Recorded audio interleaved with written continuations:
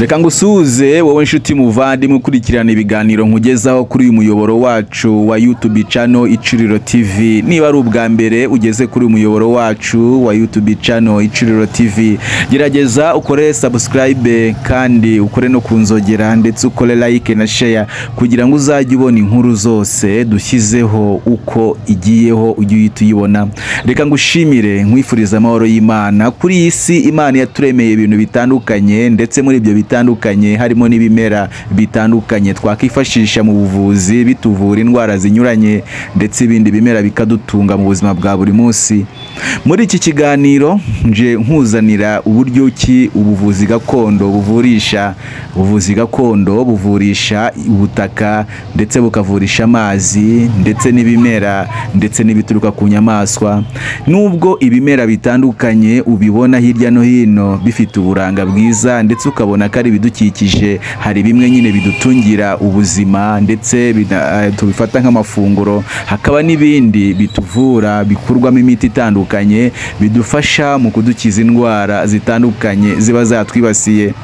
Nkuko nakomeje kubibabwira, ibimera bigira ibice bitandukanye, harimo imizi, ibibabi, ndetse ibishishwa, ndetse n'ibindi, kandi ibyo byose bikavura indwara zigenda zitandukanye. Nubwo muri ibyo bimera ko kandi bivura indwara zitandukanye, ariko harimo n'ibimera bishobora kukwica cyangwa se kukwangiza mu gihe cyose waba ubikoresheje nabi cyangwa se utazi uburyo ki bikoreshwa. Muri ibyo bimera nakubwiramo ikimera kimwe ndi kukwereka kuri screen cyitwa rwiziringa. Impamvu rwiziringa nyine bayise rwiziringa Abanyarwanda, ariko mu bindi bihugu duturanye nabwo bagiye bayita andi mazina atandukanye. Muri ayo mazina atandukanye bagiye bita rwiziringa, reka mukanya nze nyakubwire.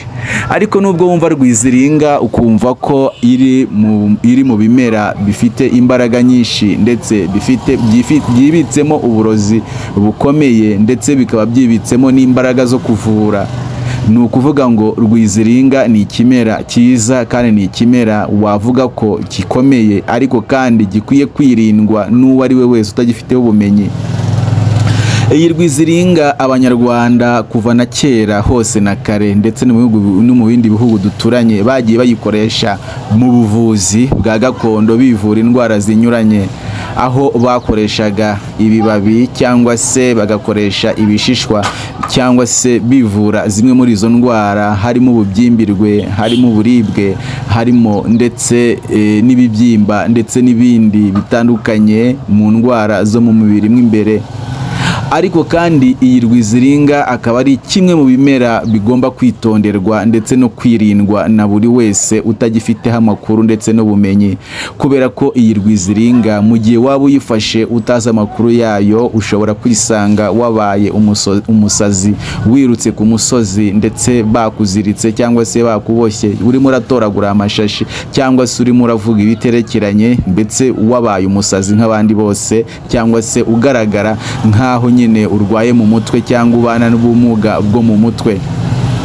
Rero ni ukuvuga ngo iyi rwiziringa ni ikimera ngukangurira ko wakirinda, ndetse wagendera kure cyane, kubera ko kiraza kikiremamo uburozi bukomeye cyane, aho ushobora no kucyita ko ari ikiyobyabwenge. Iyi rwiziringa ibice bimwe na bimwe rero bayise 36 oiseaux mu bihugu by'abaturanyi nka Congo, Repubulika Iharanira Demokarasi ya Congo, za Brazzaville, ndetse n'ahandi bayise 36 oiseaux. Mu yandi magambo bishatse kuvuga inyoni 36. Inyoni 36 ni ukuvuga ko mu gihe waba ufashe ikimera cya rwiziringa utabifitiye mbese ubumenyi buhagije, ushobora kwisanga uri kureba inyoni imwe ukayibonamo inyoni 36. Ushobora kubona ibasi imwe ukayibonamo amabasi 1000, ushobora kubonamo umuntu umwe ukamubonamo abantu 1000, kubera ko uba warangije gutakaza ubushobozi bw'ubwonko, ndetse ubwonko bwawe bwataye kribre.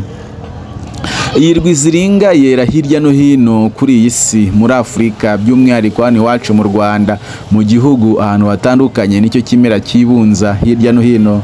Ariko nubwo iyo rwiziringa uyibona uko nguko, inavura kandi ikora n'ibindi bintu byinshi, harimo ndetse kuba ushobora kuyifashisha ukora umuti wica udukoko mu myaka yawe utagombeye gukoresha imiti mvaruganda.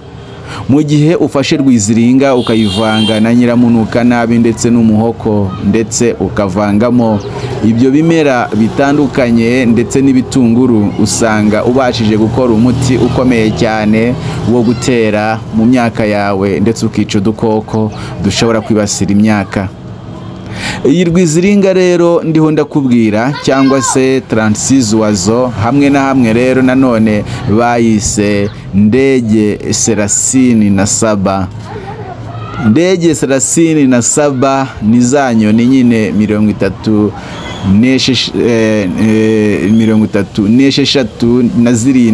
n'esheshatu hamwe bakagenda nyine nanone bayita nyine ngo ndege serasini na sita, ahandi ndege serasini na saba, ahandi bakagenda nyine bayita transizwazo.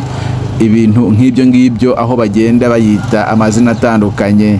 Hano mu Rwanda ho nyine abantu bahisemo kuyita rwiziringa, cyangwa se bahisemo nanone gutangira kuyita ko ari mu bwoko bw'ikiyobyabwenge, kubera ko nyine hari aho usanga ituma abantu batangira guta equilibre mu bintu bayifashe.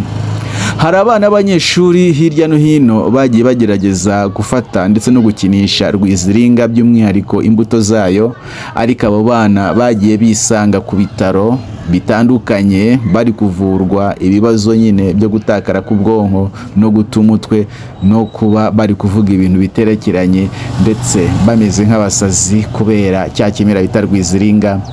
Iki kimera bita rwiziringa rero nubwo wumva ari kimera gikwiye kwitonderwa cyane, ariko abanyarwanda bo hambere bo barakifashishije cyane mu buvuzi gakondo bivura indwara zo mu mubiri imbere, nzakubwira mu kiganiro gikurikiraho, ndetse n'indwara zo ku ruhu inyuma. Ariko kandi bakanifashisha, ndetse ushobora no kukifashisha ukora imiti yo gutera mu myaka kugira ngo ubusimba ndetse n'ibindi bikoko bishobora kurira imyaka bibe byavaho, cyangwa se byapfa, cyangwa se byahunga ukoresheje rwiziringa. Iki rero ni kimwe mu bimera by'ibigome, kimwe mu bimera by'ibigira neza, kimwe mu bimera by'ingirakamaro, ariko ukwiye kwitondera wowe muntu wari we wese udafite amakuru kuri rwiziringa. Gerageza uyigendere kure kandi uyitondere.